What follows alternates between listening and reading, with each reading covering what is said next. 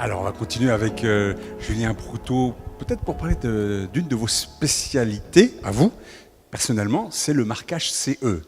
Il y a du nouveau là dans le marquage CE. La philosophie est un peu en train d'évoluer. On en a beaucoup parlé ces derniers temps et effectivement là c'est l'aboutissement de 3 ans de beaucoup de discussions et d'encre versées sur le sujet avec l'arrivée du nouveau règlement qui rentre en vigueur là incessamment sous peu, qui va être publié, qui a 3 ans pour être appliqué.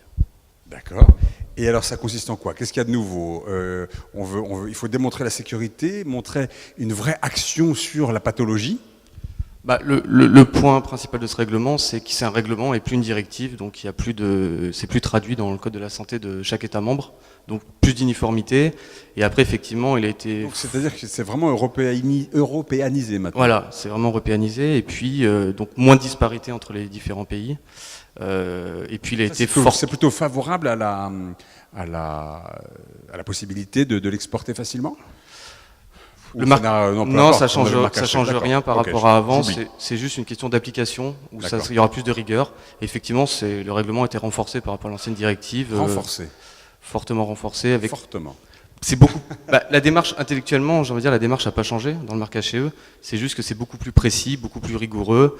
Et puis il y a le point clinique qui a été le point qui a été le plus renforcé dans le règlement. Qu'est-ce que ça veut dire ça? Le point clinique a été renforcé en quoi? Donc il y a davantage de projets qui vont devoir aller jusqu'à l'essai clinique, c'est ça? Déjà tous les implantables, ça va être impossible maintenant de mettre sur le marché un implantable sans avoir fait d'études cliniques.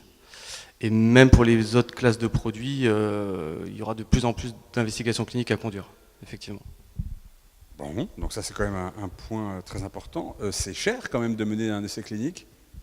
Dans un marquage CE, c'est ce qu'il y a de plus cher, effectivement. Ouais. Comme vous l'aviez dit tout à l'heure, ça peut être plusieurs centaines de milliers d'euros. Et donc il faut amener des preuves.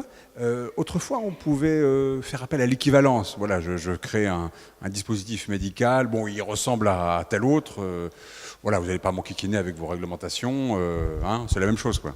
On le faisait beaucoup, on le fait encore un petit peu. On montait beaucoup de dossiers sur des équivalences cliniques, c'est-à-dire en se comparant avec des produits déjà cliniquement éprouvés et sur lesquels on avait beaucoup de données cliniques.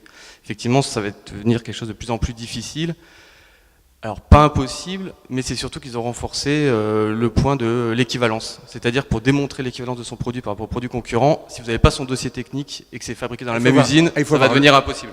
Il faut avoir le dossier technique du produit dont je prétends être l'équivalent, c'est ça?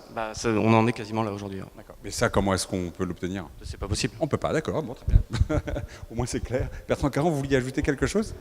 Ah, monsieur, allons-y, je vous écoute. Par essence, si vous avez un produit innovant, il n'y a pas d'équivalent. Ça, c'était déjà une réalité d'aujourd'hui, même une réalité d'hier. Si votre produit est innovant, de toute façon, il faut démontrer sa performance clinique. Alors, mais oui. On voyait des produits qui étaient des innovations, qui pouvaient être mineures, et même malgré sur des produits innovants, il y avait des gens qui arrivaient à, mais ça va devenir impossible de toute façon. Alors, imaginons que je dois faire un essai clinique qui va durer, par exemple, 3 mois. Combien de temps de préparation est-ce qu'il faut pour que je l'organise, pour que je le mette en œuvre? Je n'ai pas tous les délais exacts, mais vous avez déjà il y a une partie rédaction du protocole, qui est en général multipartie, parce que vous avez des méthodologistes, des biostatisticiens, vous avez l'industriel, qui est l'investigateur, et puis vous avez les praticiens. Il faut réunir tout le monde autour de la table, se mettre d'accord sur un protocole, sur une démarche scientifiquement, qui tient la route scientifiquement. Ensuite, ce protocole-là, il faut le rédiger, il faut le soumettre aux autorités.